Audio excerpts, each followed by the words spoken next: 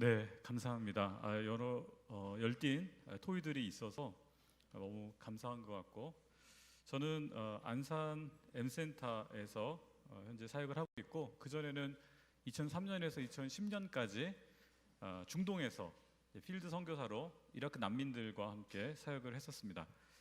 앞서 발표하신 우리 분들에 대한 글에 대해서 부족하지만 논찬을 좀 하려고 합니다. 먼저 손승호 선교사님께서 우리 울산 경남 세계 선교 협의회 설립 과정에서 부울경 이선엽과 협력적 대화를 계속 노력하신 부분에 대해서는 정말 높이 평가하고 싶습니다.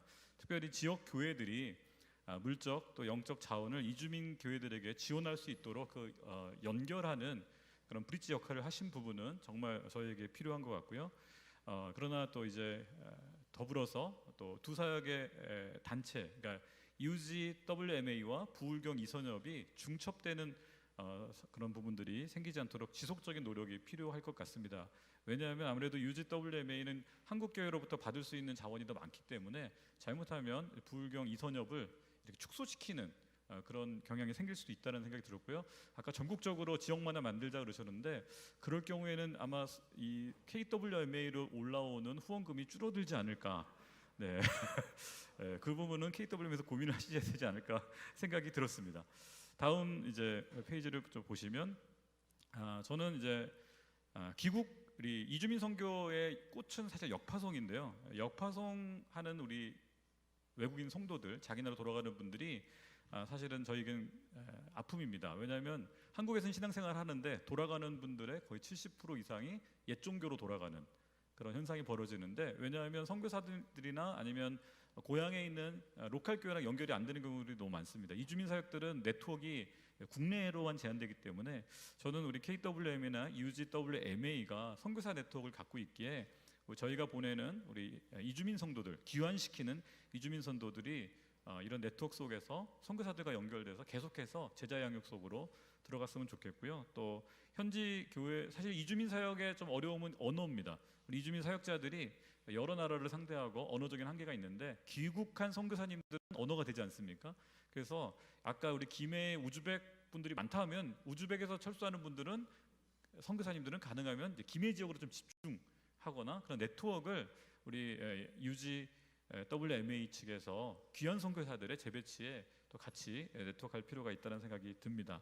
또한 우리 외국인 목회자들, 우리 선교사님들이 보낸 제자들이 한국 신학교에서 공부를 하고 있습니다. 근데 그분들 중에 자국으로 돌아가는 분들도 있지만 또 어떤 분들은 아까 우리 스베이디 목사님, 네팔 목사님처럼 한국에 정착하거나 또 우리의 필요에 의해서 정착을 요구할 때 또 KWM에서 종교 비자 D6를 지원해 주는 경우들이 있습니다. 근데 앞으로 요 영역은 이주민 단체 쪽에서 풀지 못하는 경우들이 있습니다. 그래서 KWMA와 UGWMA가 종교 비자를 어떻게 활용할 수 있을까? 그런 협력도 필요하지 않을까 싶고요.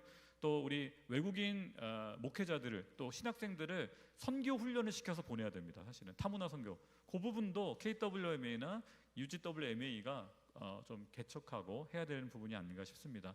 또 키마나 우리 부울경 이선엽에서도 우리 협력하면서 사역 동역의 장소가 될 뿐만 아니라 아까 말씀하셨던 것처럼 우리 타문화 선교 훈련의 장소로서 사실은 필드 선교사님들이 나가기 전에 그 언어권 예배를 경험해보고 또 아울리치를 가는 우리 단기팀들이 현지 언어를 또 현지 예배를 경험해볼 수 있는 장소는 바로 이주민 교회 아니겠습니까? 그래서 우리 키마나 우리 부울경 이선엽 같은 지역에 있는 교회들을 그런 선교 훈련의 장으로 잘 활용했으면 하는 바람입니다.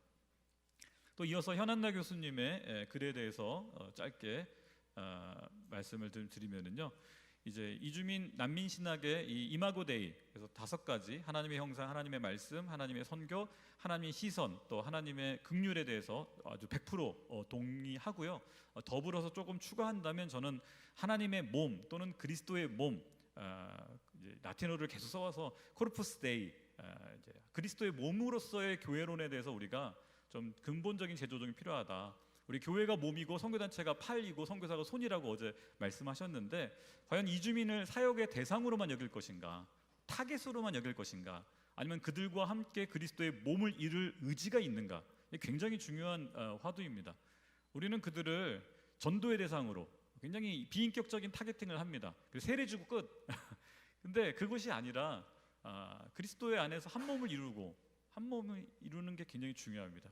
또 다른 질문은요. 만약에 우리 이주민 아까 스베이드 목사님, 네팔 목사님인데 이분이 우리 교회 담임 목사가 될 수 있는가? 미주 디아스포라 교회를 우리가 특히 이주민 사역은 좀 벤치마킹할 필요가 있는데 지금 미주의 많은 교회들 중에 백인 교회들이 목회자가 없어서 한인 1.5세나 2세들이 백인 교회 목회를 하는 경우들이 계속해서 나오고 있습니다. 제가 최근에 알게 된 거는 일산에 저희 루스타를 같이 했던 아르존 목사라고 러시아 목사님인데 일산에 교회를 개척하셨어요. 성도들이 저는 일산에 러시아 분들 없는 걸로 알고 있었는데 누가 오냐 했더니 한국 성도님들이 오신대요. 러시아 목사님인데 한국 성도 70, 80명을 대상으로 목회를 하기 시작했어요. 이런 시대를 우리 한국교회는 어떻게 받아들일 것인가? 저희는 고민하고 과연 그리스도의 몸으로서의 이렇게 한 공동체를 이뤄나갈 수 있는가를 한국교회는 고민해야 되는 시대라고 생각하고, 특별히 존 스토트 목사님이 도널드 맥가브란의 그 호모지니어스 그룹에 대한 그 교회 성장에 대한 부분을 비평했던 글을 잠깐 읽어드리고 싶습니다. 살아있는 교회라는 책에서 쓰신 건데요. 우리의 공동 회중 예배는 그리스도의 몸이 지닌 국제적이고 이종 문화적인 크로스 컬처럴한 특성을 분명하게 드러내야 한다.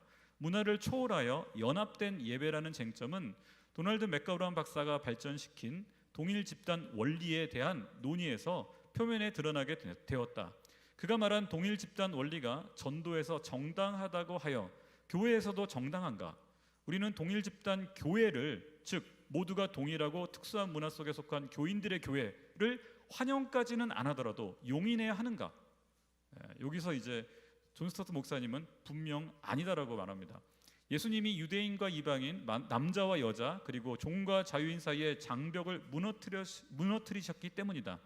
그리스도가 그러한 장벽을 폐지하신 유일한 공동체에서 우리가 어떻게 새로운 장벽들을 세울 수 있단 말인가? 비록 어떤 동일 집단 교회가 정당하고 믿을 만한 교회일 수 있는 상황이라 하더라도 그 자체로는 결코 완전한 교회일 수 없다고 할 수 있을 것이다. 이는 그 교회가 그리스도의 몸이 지닌 보편성과 다양성을 반영하지 못하기 때문이다. 모든 동일 집단 교회는 교회의 통일성과 다양성을 드러내기 위하여 그 교제권을 넓히기 위한 적극적인 노력을 해야 한다. 특별히 우리는 각 나라와 족속과 백성과 방언에서 아무도 능히 셀 수 없는 큰 무리가 하나님의 보좌 앞에서 구원받고 서 있는 종말론적 비전에 고무되어야 한다. 저는 한국교회가 하나님께서 허락하신 이 다문화 현상 속에서 한국교회로 머물 것인가, 아니면은 그리스도의 몸된 교회로서 그들을 우리의 공동체, 지체로서 품어낼 수 있을 것인가, 저는 굉장히 중요한 시점에 와 있다고 생각하고 우리 한국교회가 교회론적 고민을 해야 되는 때라고 생각을 합니다. 이어서 다음 페이지를 좀 보시면 아까 아브라함이 한다, 식탁에 대한 이야기를 하셨는데 아브라함이 이제 나그네를 대접하다가 천사를 만났고 그분 중에 한 분은 또 하나님이셨잖아요. 환대하시는 하나님의 성품, 우리 한국교회에 정말 필요하다. 내 집을, 내 식탁을, 내 부엌을 우리 나그네에게 제공할 수 있는가. 또 작은 소자로 오신 예수님에 대한 묵상을 해보는데 예수님은 이집트에서 난민 가정으로 사셨습니다. 다 아시는 것처럼 예수님이 난민이었다는 사실에 대해서 우리가 인식할 필요가 있고요. 오늘날 한국에 입국하는 이 미얀마 난민 또 엄마와 아기, 우리는 그분들을 그리스도의 몸으로 받아들일 준비가 되어 있는가? 저도 이제 아프간 가정들, 또 최근에는 이제 우크라이나 고려인 가정들도 안산에 와서 저희가 돕고 있는데, 오늘 예수님이 나를 찾아오신다면 어떤 모습으로 찾아오실까? 돈 많은 장로님이나 힘 있는 목사님의 모습으로 나를 찾아오시지 않고 아프간 난민의 모습으로, 미얀마 아기의 모습으로 나를 찾아올 수 있다는 사실을 인지하고 인식하게 됩니다. 한국 사회는 정부 차원에서 사회통합 프로그램을 운영합니다. 그러나 우리 한국인이 국제화 교육받지는 않습니다. 아이들은 시민교육을 받습니다. 국제시민교육. 근데 우리 어른들은 그런 거 받아본 적 없죠. 우리 한국교회는 사실은 이 교육이 더 필요합니다. 제가 느끼기에 한국 사회가 훨씬 더 열려 있습니다. 제도적으로 정부 차원에서는 많은 노력을 하고 시도를 하고 제도를 만들어가고 시도하고 있지만 우리 한국교회는 아까 말씀해 주신 것처럼 1%의 교회만이 관심을 갖고 있습니다. 굉장히 선교를 얘기하지만 국제화되지 않는 한국교회. 이주민 선교 현장의 필요, 또 현지인 사역자, 또 우리 선교사의 은사가 발휘될 수 있는 장소이기도 하고, 사실은 우리 외국인 교회들 또 외국인 목회자들은 자기 나라와 바로 연결되어 있습니다. 한국에서 차별받으면 자기 나라에 바로 보고합니다. 자기 부인한테 보고하고요, 자기 가족한테 보고하고요. 네, 그래서 그러니까 해외에서 일하는 한국 선교사님들의 선교를 막는 최선의 방법은 이곳에 있는 외국인들을 학대하는 것입니다. 네, 그러면 현장 선교사님들은 그 땅에서 사역 못하십니다. 거꾸로 말하면 이 땅에 온 나그네들을 환대하는 것이 현장 선교를 잘할 수 있는 바로 연결되거든요. 그리고 이주민들이 주도할 수 있는 선교, 외국인 목회자들이 사역할 수 있는 장을 열어주고, 이주민 중심의 선교도 요즘은 이주민이 이주민을 전도합니다. 난민이 난민을 전도하고, 또 다문화 차세대 우리 아이들에 대한 외국인 근로자 사역은 이미 30년이 넘어가서 다양한 케이스가 있습니다. 그러나 다문화 아이들에 대한 사역은 한국 교회가 거의 놓치고 있습니다. 유학생 사역도 우리 캠퍼스 선교단체 중심으로 그런 노하우가 있지만, 다문화 아이들은 정체성 혼란과 지금 27만 명의 아이들이, 이 아이들은 안 갑니다. 그냥 이 땅에 계속 살죠. 계속 늘어납니다. 근데 다문화 아이들에 대한 이 정체성, 나 한국 사람이야, 러시아 사람이야, 나 한국 사람이야, 베트남 사람이야, 하나님의 형상, 하나님의 사람, 하나님의 백성으로서의 정체성, 민족 정체성, 그 다음에 시민 정체성이 충돌을 일으키고 그 아이들이 계속 방황합니다. 아무도 케어해 주지 않죠. 공무원들도 해결 못 해줍니다. 그러나 한국 교회는 하나님의 형상, 이마고 데이, 하나님의 백성으로서의 그 정체성을 아이들에게 심어줄 수가 있습니다. 또 우리 한국인들도 다문화 성교학, 우리 신학교에서 배울 필요가 있고요. 다문화 상담학, 한국에서 많은 결혼 여성 상담 받을 데가 없습니다. 남편에게 두드려 맞아도 어디 하소연 할 데가 없습니다. 왜냐하면 한국어로밖에 상담 안 해주거든요. 저는 외국인 우리 사모님들, 또 한국어가 가능한 우리 자매들이 자국민을 상담해 줄 수가 있습니다. 그래서 앞으로 이런 영역에, 다양한 영역에 필요가 있고요. 정말 이마고데이와 환대는 우리에게 너무 중요하고, 마지막으로 현지어 교실이 필요하다. 우리 이민 1세와 2세들의 갈등을 우리는 다 알고 있지 않습니까? 한인교회들의. 근데 한인교회들마다 한국어 교실을 했습니다. 왜냐하면 부모님들과 자녀들이 더 이상 대화가 안 되기 때문에. 근데 우리 지금 한국에 와 있는 27만 명의 아이들이 엄마랑 대화가 안 되기 시작합니다. 베트남 엄마와 한국말로 통화가 안 됩니다. 아이들이 엄마와 단절이 일어나고 있습니다.